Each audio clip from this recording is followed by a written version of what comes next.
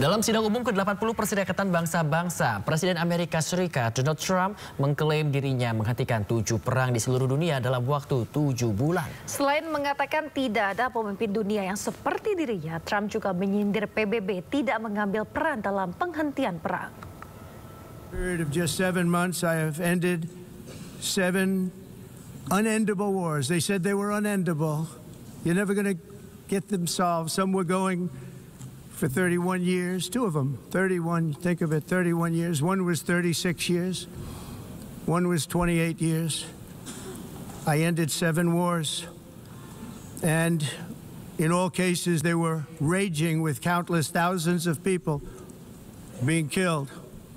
This includes Cambodia and Thailand, Kosovo and Serbia, the Congo and Rwanda, a vicious, violent war that was, Pakistan and India, Israel and Iran, Egypt and Ethiopia, and Armenia and Azerbaijan. It included all of them. No president or prime minister, and for that matter, no other country has ever done anything close to that.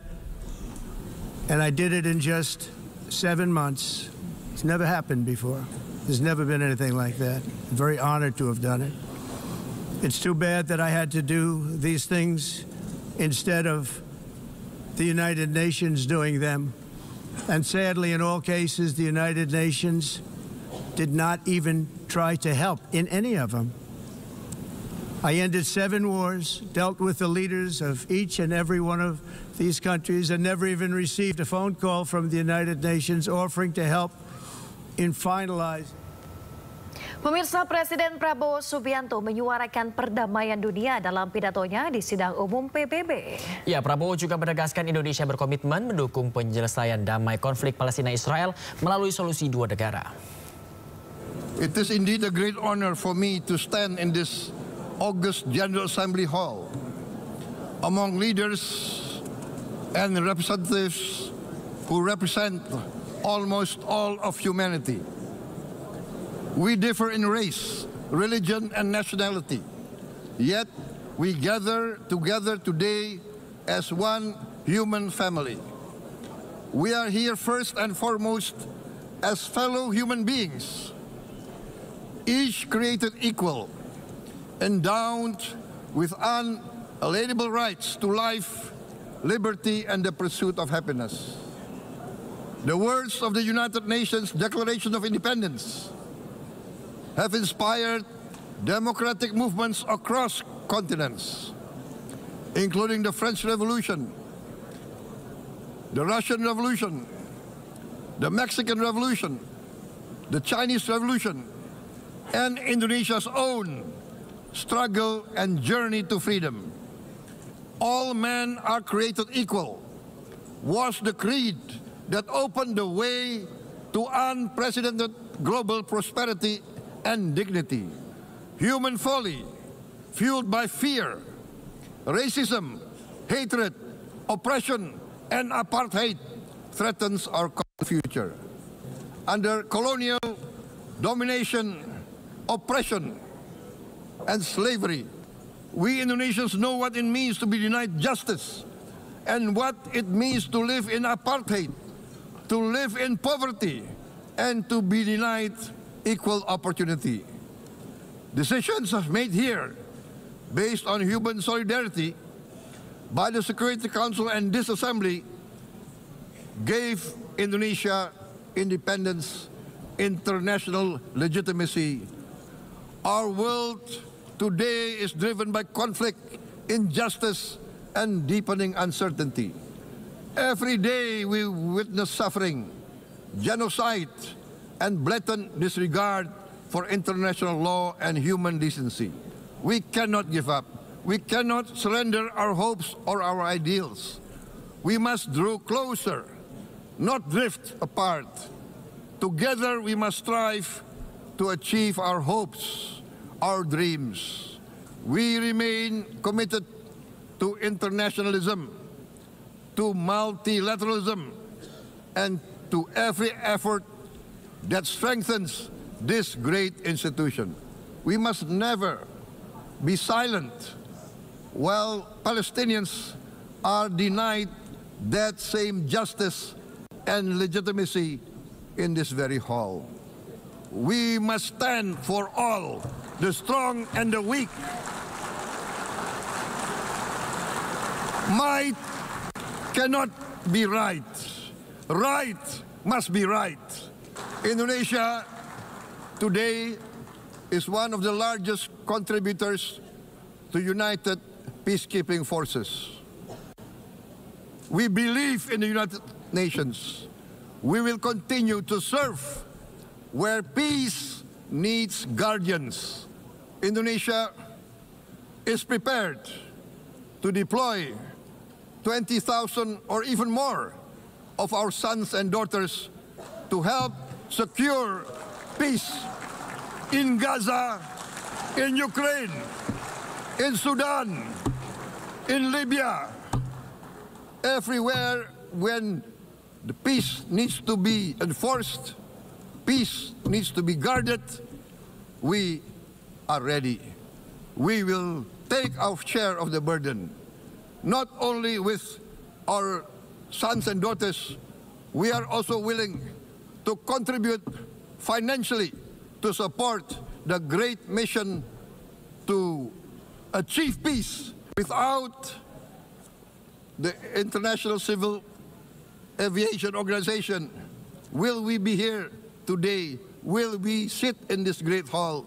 Without the United Nations, we cannot be safe. No country can feel secure. We need the United Nations, and Indonesia will continue to support the United Nations. Even though we still struggle, but we know the world needs a strong United Nations. Today, still, a catastrophic situation in Gaza is unfolding before our eyes. At this very moment, the innocent are crying for help, are crying to be saved. Who will save them? Who will save the innocent? Who will save the old and women? Millions are facing danger at this very moment. As we sit here, they are facing trauma. They are facing irreparable damage to their bodies. They are dying of starvation. Can we remain silent? Will there be no answer to their screams? Will we teach them that the human family can rise to the challenge? Ya pemirsa, selain Inggris, Prancis juga mengakui negara Palestina. Hingga kini total sudah ada 150 negara yang mengakui Palestina. Mesdames et messieurs les chefs d'État et de gouvernement, mesdames et messieurs. Dalam sidang umum PBB, sejumlah negara ramai-ramai menyatakan dukungannya untuk berdirinya negara Palestina. Prancis menjadi salah satu negara yang mengakui negara Palestina. Presiden Prancis Emmanuel Macron menyebut pengakuan negara Palestina penting untuk perdamaian di Timur Tengah, terutama untuk Israel dan Palestina. Nous devons tout faire pour préserver la possibilité même d'une solution à deux États, Israël et la Palestine, vivant côte à côte, en paix et en sécurité. Le temps est venu. C'est pourquoi, fidèle à l'engagement historique de mon pays au Proche-Orient, pour la paix entre le peuple israélien et le peuple palestinien, je déclare que la France reconnaît aujourd'hui l'État de Palestine. Pengakuan ini langsung disambut tepuk tangan meriah dari utusan negara yang hadir.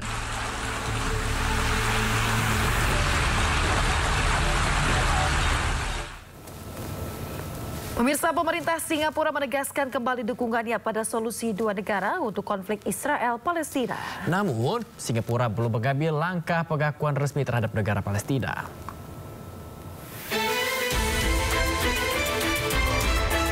Pemerintah Singapura menegaskan kembali dukungannya pada solusi dua negara untuk konflik Israel-Palestina. Menteri Luar Negeri Singapura Vivian Balakrishnan mengatakan pengakuan akan dipertimbangkan bila terbentuk pemerintahan Palestina yang efektif dan menolak terorisme. Pernyataan ini muncul sehari setelah Inggris, Kanada, Australia, dan Portugal secara resmi mengakui Palestina. Langkah 4 negara barat itu disebut sebagai bentuk frustasi atas perang di Gaza yang tak kunjung berakhir yang memicu kemarahan Israel.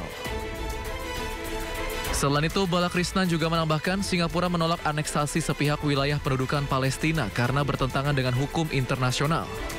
Ia juga mengumumkan sanksi bagi pemimpin kelompok pemukim radikal yang menyerang warga Palestina di tepi barat.